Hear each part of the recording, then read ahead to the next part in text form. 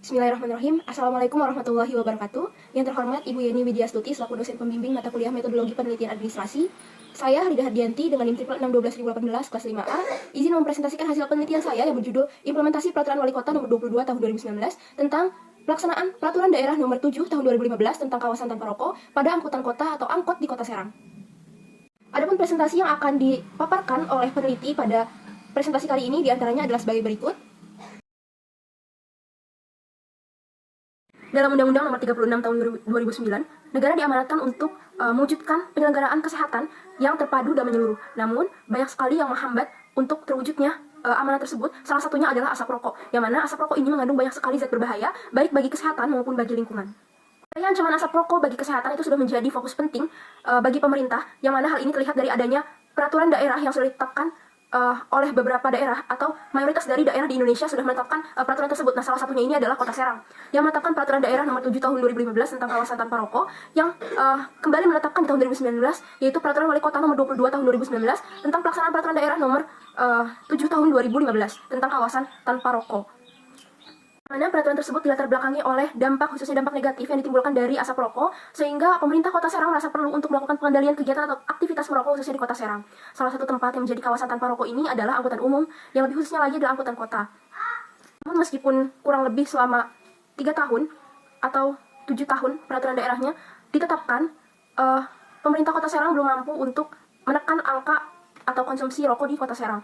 Yang mana berdasarkan hasil catatan BPS, tingkat konsumsi rokok di Kota Serang ini mengalami peningkatan dari tahun 2019 ke tahun 2020, yang mana pada tahun 2019 itu tingkat konsumsi rokok mencapai 92.496, sedangkan pada tahun 2020 itu mencapai hingga 119.384.000. Berdasarkan hasil observasi pun sama halnya seperti data tersebut bahwa kegiatan atau aktivitas merokok belum terkendali khususnya pada angkot, yang mana masyarakat khususnya masih acuh tak acuh terhadap peraturan tersebut, baik itu sopir angkot maupun masyarakat.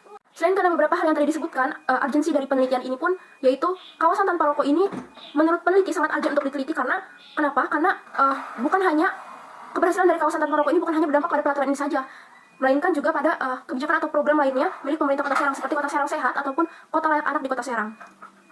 Adapun batasan masalah dari penelitian ini yaitu kawasan tanpa rokok terbatas hanya pada angkutan kota di Kota Serang yang menjadi wewenang Dinas Perhubungan Kota Serang. Sebagaimana tertulis pada Perwal atau Peraturan Wali Kota bahwa organisasi perangkat daerah terkait, dalam hal ini Dinas Perhubungan yang menaungi angkutan umum, hanya berwenang pada pembinaan dan pengawasan, sedangkan untuk penindakan itu dilakukan oleh Satuan Polisi Pamong Praja. Berikut adalah rumusan masalah penelitian yang dilakukan oleh peneliti. Adapun tujuan dari penelitian ini yaitu untuk mengetahui implementasi Peraturan Wali Kota Nomor 22 Tahun 2019 tentang pelaksanaan kawasan tanpa rokok dan untuk mengetahui faktor-faktor yang menjadi penghambat dari pelaksanaan kawasan tanpa rokok di Kota Serang ini, khususnya pada angkutan kota. Manfaat yang didapatkan diantaranya sebagai berikut, manfaat teoritis maupun praktis. Landasan teori yang digunakan oleh peneliti dalam penelitian ini diantaranya itu yang pertama, kebijakan publik yang didefinisikan oleh Thomas Erdős sebagai is whatever government choose to do or not to do, atau apapun yang dipilih pemerintah untuk dilakukan atau tidak dilakukan. Lalu ada implementasi, yang mana implementasi ini adalah suatu kegiatan yang terancana dan dilakukan secara bersungguh-sungguh berdasarkan acuan rencana-rencana tertentu untuk mencapai tujuan kegiatan. Model implementasi yang digunakan oleh peneliti dalam penelitian ini adalah implementasi dari George Edward III, yang mana terdapat 4 indikator, diantaranya itu komunikasi, sumber daya, disposisi, dan juga struktur birokrasi. Adapun kawasan tanpa rokok ini adalah ruang atau area yang dinyatakan dilarang untuk kegiatan merokok atau kegiatan memproduksi, menjual, mempromosikan, dan atau mengiklankan produk tembakau. Berikut ini merupakan kerangka berpikir dalam penelitian ini, yang mana penelitian ini diawali dengan fenomena semakin meningkatnya konsumsi rokok di Kota Serang, sehingga menimbulkan banyak sekali dampak, khususnya dampak negatif, yang sehingga menjadi isu di masyarakat kita, sehingga menjadi perhatian bagi pemerintah kita, sehingga ditetapkanlah Perda nomor 7 ini tahun 2015 tentang kawasan tanpa rokok. Lalu sebagai bentuk keseriusannya, pemerintah menetapkan kembali Peraturan Wali Kota nomor 22 tahun 2019 tentang pelaksanaan dari Perda tersebut. Dan untuk mengetahui bagaimana implementasi dari peraturan ini, peneliti menggunakan teori model implementasi dari George Edward, yang mana terdapat 4 indikator untuk mengukurnya. Dalam hal ini dalam pelaksanaan kebijakan ini pastinya terdapat banyak sekali hambatan, sehingga ketika kita sudah meneliti terkait hambatan dan implementasinya, diketahuilah bagaimana implementasi Peraturan Wali Kota Serang nomor 22 tahun 2019 tentang pelaksanaan Peraturan Daerah nomor 7 tahun 2015 tentang kawasan tanpa rokok. Penelitian ini menggunakan metode penelitian deskriptif dengan pendekatan kualitatif dengan fokus penelitian diantaranya yaitu sebagai berikut. Penelitian ini dilakukan secara umum di Kota Serang dan khususnya salah satunya yaitu di Dinas Perhubungan Kota Serang yang ada di Penancangan dekat Terminal Kabupaten Kota Serang. Adapun definisi konsep dan operasional dari penelitian ini yaitu sebagai berikut. Adapun data yang digunakan oleh peneliti yaitu ada dua jenis, yaitu data primer dan data sekunder, yang mana data primer ini didapatkan dari hasil observasi dan hasil wawancara yang dilakukan oleh peneliti, dan data sekunder yang didapatkan dari hasil analisis dokumen-dokumen serta dokumen-dokumen yang ada. Instrumen penelitian pada penelitian kali ini yaitu peneliti sendiri sebagai instrumen kunci, lalu instrumen yang lainnya yang digunakan oleh peneliti sebagai alat bantu ialah catatan lapangan dan pulpen, buku, handphone, serta instrumen dokumen lainnya. Adapun teknik pengumpulan data yang dilakukan oleh peneliti dalam penelitian ini yang pertama yaitu observasi, yang mana pada observasi ini cukup lama dilakukan oleh peneliti, yang mana peneliti langsung terjun ke lapangan untuk mengamati kegiatan-kegiatan yang ada. Namun peneliti tidak terlibat secara menyeluruh gitu, hanya pada beberapa kegiatan saja peneliti terlibat.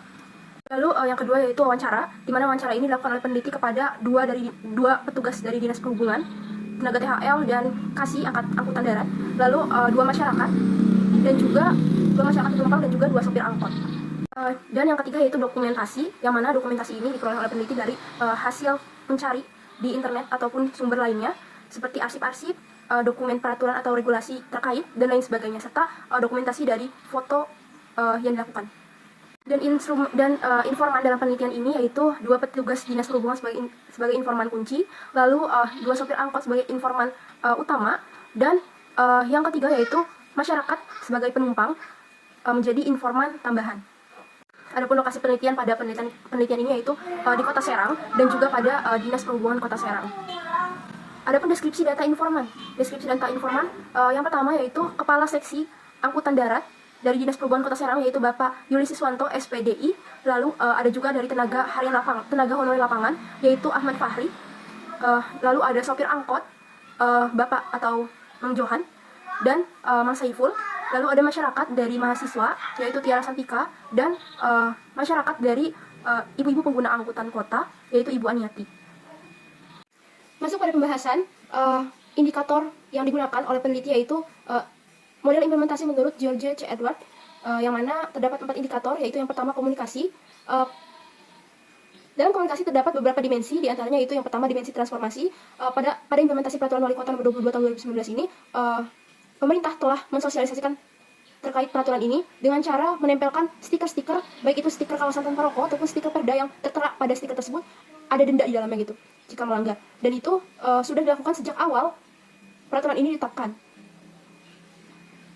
Lalu ada dimensi kejelasan, yang mana pada implementasi Peraturan Wali Kota Nomor 22 Tahun 2019 ini dirasa sosialisasi tentang pelaksanaan kebijakan ini belum jelas dan merata gitu, karena ada bahkan banyak ya baik itu sopir ataupun penumpang yang masih belum mengetahui terkait adanya kebijakan ini gitu. Yang terakhir ketiga itu dimensi konsistensi, yang mana sosialisasi telah dilakukan baik itu pada internal di sub sendiri maupun kepada masyarakat baik sopir ataupun penumpang. Namun sosialisasi ini belum berjalan dengan baik karena memang belum ada aturan atau SOP yang jelas gitu, yang menjelaskan terkait pelaksanaan dari kebijakan ini pada perwal tersebut, khususnya pada angkutan kota. Indikator yang kedua yaitu sumber daya. Yang pertama itu sumber daya manusia, yang mana sumber daya manusia yang digunakan pada pelaksanaan kebijakan ini yaitu tenaga honorer lapangan dari Dinas Perhubungan, karena memang belum ada tenaga atau petugas khusus yang melaksanakan terkait pembinaan juga pengawasan kawasan tanpa rokok di Kota Serang ini, khususnya di angkot itu. Yang mana berarti itu masih dibutuhkan tenaga khusus gitu ya dari kebijakan ini gitu pada pembinaan dan pengawasan. Lalu yang kedua ada sumber daya anggaran, yang mana pelaksanaan KTR ini mendapatkan anggaran dari APBD, yang mana merupakan bagian pajak rokok dari provinsi. Namun anggaran tersebut dirasa belum dimanfaatkan secara optimal gitu, karena baru digunakan untuk sosialisasi menggunakan stiker saja gitu sampai saat ini, belum ada program-program lainnya. Lalu yang ketiga yaitu sumber daya peralatan, yang mana pada pelaksanaan peraturan ini sumber daya peralatan yang digunakan yang pertama itu adalah stiker, baik itu stiker kawasan tanpa rokok ataupun stiker peraturan daerahnya. Lalu untuk kawasan khusus untuk merokok sendiri gitu ya di angkutan kota ini memang tidak ada, karena berdasarkan keterangan dari Bapak Siswanto pun bahwa sulit untuk mengadakan itu gitu di angkot, karena memang kondisi angkot yang kecil gitu dibandingkan kawasan rokok lainnya. Lalu atau adanya keterbatasan ruang. Lalu sumber daya kewenangan, yang mana kewenangan dalam pelaksanaan kebijakan kawasan tanpa rokok ini pada angkutan kota di Kota Serang terbagi pada beberapa pelaksana kebijakan. Yang pertama yaitu Dinas Kesehatan selaku pihak yang memiliki peraturan tersebut karena Dinkes ini merupakan OPD yang mengusulkan adanya aturan ini. Lalu ada Dinas Perhubungan yang berwenang dalam pembinaan dan pengawasan khususnya pada angkutan umum dan angkot salah satunya. Lalu ada Satuan Polisi Pamung Praja yang berwenang sebagai pihak penindak jika ada pelanggaran yang terjadi.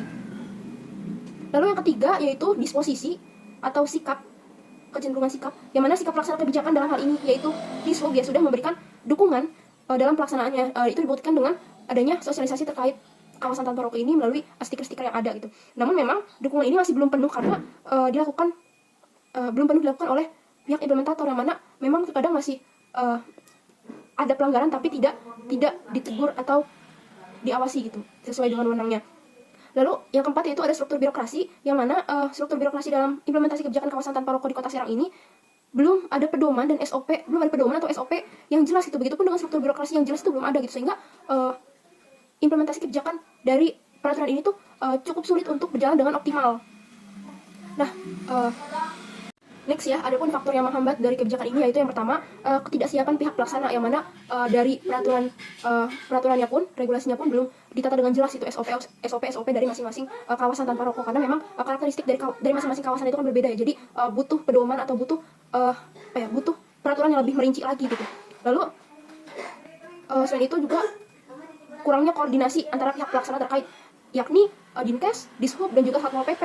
Bahkan berdasarkan keterangan dari Pak Siswanto pun baru 1 kali dilakukan rapat oleh pihak pelaksana, itu pun pada awal-awal, dan koordinasi kerjasama untuk mensosialisasikan secara massal pun barusan dilakukan pada awal-awal saja gitu. Sedangkan sekarang ini hanya dilakukan secara biasa saja, dan koordinasi antara Satpol PP dan pihak Dinas Perhubungan pun masih belum jelas sampai saat ini, karena adanya pedoman atau SOP yang masih belum jelas yang tadi dijelaskan. Lalu yang terakhir yaitu kurangnya pengetahuan dan kesadaran masyarakat. Bahkan ya ketika stiker tertempel pada angkutan kota pun masih banyak masyarakat yang merokok atau melakukan kegiatan atau aktivitas merokok di dalam angkot itu. Karena memang kesadaran masyarakat akan pentingnya kesehatan atau bahayanya rokok ini masih kurang. Bahkan mereka menganggap bahwa ketika mereka merokok dimanapun, kapanpun, dan dengan siapapun, ada siapapun, itu merupakan hak tiap-tiap individu seperti itu. Nah, terakhir, adapun kesimpulan dari penelitian ini yaitu proses penyampaian kebijakan yang dilakukan oleh pihak pelaksana ini masih belum maksimal dikarenakan masih belum melibatkan sasaran kebijakan. Juga masih terdapat pihak pelaksana yang belum konsisten dalam menjalankan tugasnya dalam pelaksanaan kawasan tanpa rokok ini. Sumber daya yang ada pun belum dimaksimalkan secara optimal, baik itu sumber daya anggaran, sumber daya peralatan, sumber daya manusia, atau sumber daya kewenangan yang ada. Lalu dukungan akan kebijakan pun belum beriringan dengan ketegasan dari sikap para pelaksana. Hal ini dikarenakan memang SOP atau pedoman dalam kebijakan ini serta struktur birokrasi pada kebijakan ini memang masih belum jelas. Lalu adapun saran yang diberikan oleh peneliti untuk kebijakan ini, yang pertama yaitu membuat petugas khusus atau seminimalnya mempertegas penugasan terkait pembinaan dan pengawasan kawasan tanpa rokok ini kepada pihak tenaga honorer lapangan atau THL yang memang berada di lapangan secara langsung. Lalu serta untuk petugas yang berasal dari untuk Satgas, satuan petugas yang berasal dari Satpol PP selaku penindak, untuk segera dirombak lagi petugasnya serta memperjelas tugasnya agar kebijakan berjalan dengan baik. Yang kedua, para pihak pelaksana rapat kembali untuk memperbaiki koordinasi serta SOP dan struktur birokrasi yang masih belum jelas. Seperti yang dijelaskan bahwa koordinasi ini masih sangat kurang, bahkan hanya 1 kali rapat saja. Dan yang ketiga, para pihak pelaksana diharapkan lebih kreatif dan inovatif dalam menjalankan kebijakan itu, bukan hanya menyebarkan melalui stiker-stiker yang ada gitu, tapi juga bisa melalui sosial media yang ada, lalu melalui speaker itu pengeras suara itu bisa sekali. Cukup sekian yang dapat saya sampaikan, kurang lebihnya mohon maaf. Wassalamualaikum warahmatullahi wabarakatuh.